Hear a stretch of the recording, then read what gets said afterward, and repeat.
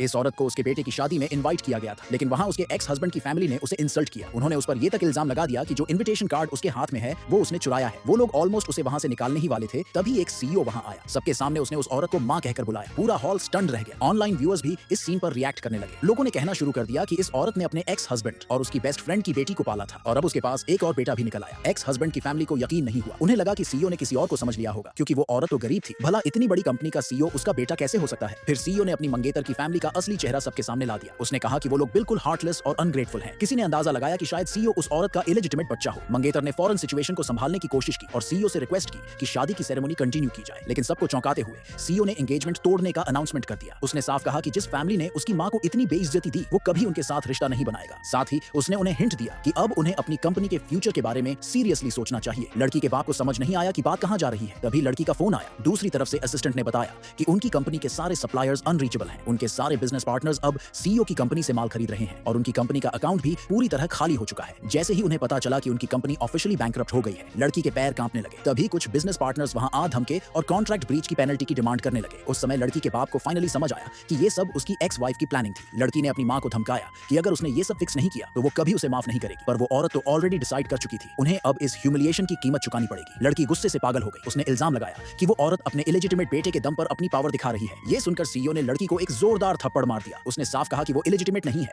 बल्कि उस औरत का अडॉप्ट किया हुआ बेटा है। उसी पल उस आदमी को सब समझ आ गया। ये सब उसकी एक्स वाइफ की केयरफुली सोची समझी रिवेंज प्लानिंग थी। असल में उसे पहले से पता था कि वो लड़की उसी आदमी और उसकी बेस्ट फ्रेंड की बेटी है। उन्होंने उस औरत की कोख का इस्तेमाल किया ताकि बेटी को उसकी प्रॉपर्टी और कंपनी का वारिस बना सके, ताकि वक्त आने पर वो औरत खाली हाथ रह जाए। पर उस औरत को ये सब पहले से पता था। उसने सबूत के लिए सीक्रेटली ऑडियो रिकॉर्डिंग्स भी रख ली थी। बदला लेने के लिए उसने एक बच्चे को अडॉप्ट किया और उसे इतनी अच्छी परवरिश दी कि वो एक सक्सेसफुल सीईओ बन गया। लेकिन उसने जल्दबाजी में कुछ एक्सपोज नहीं किया। उसका मकसद था कि वो लोग पूरी तरह बर्बाद हों, उनकी फैमिली टूट जाए और जिंदगी तबाह हो जाए। उन्हें कभी अंदाजा भी नहीं था कि वो औरत इतने सालों से साइलेंटली अपने जाल में फंसा रही थी। लड़की डर के मारे जमीन पर गिर पड़ी। बेस्ट फ्रेंड गुस्से से कांप रही थी, जैसे वो उसे मार ही डालेगी। ये देखकर सीईओ ने उसे भी धक्का देकर गिरा दिया। उसने कहा कि जिस घर में वो रहते थे और जिस कार में घूमते थे सब उस औरत के पैसे से था, लेकिन उस आदमी ने शादी में धोखा दिया था, इसलिए अब सीईओ अपनी मां का हर एक पैसा वापस लेगा। बेस्ट फ्रेंड जोर जोर से रोने लगी तो आदमी ने उसे संभालते हुए कहा कि कोई बात नहीं, उसके पास अब भी इतने पैसे हैं कि वो अपनी बेटी को फिर से पाल सके और कंपनी उसे सौंप सके। पर जो उन्होंने एक्सपेक्ट नहीं किया था वो ये कि उस औरत ने पहले ही उस आदमी का बैंक अकाउंट खाली कर दिया था। 20 साल की प्लानिंग के बाद उनके हाथ बस एक बिगड़ी हुई बेटी और बर्बाद कंपनी आई। आदमी उसी वक्त घुटनों पर गिर पड़ा और माफी मांगने लगा। लड़की भी जल्दी से उसके पास आकर घुटनों पर बैठ गई और उससे गुहार लगाने लगी कि उसे अकेला ना छोड़े। वो लग्जरी लाइफ जीने की इतनी आदी हो गई थी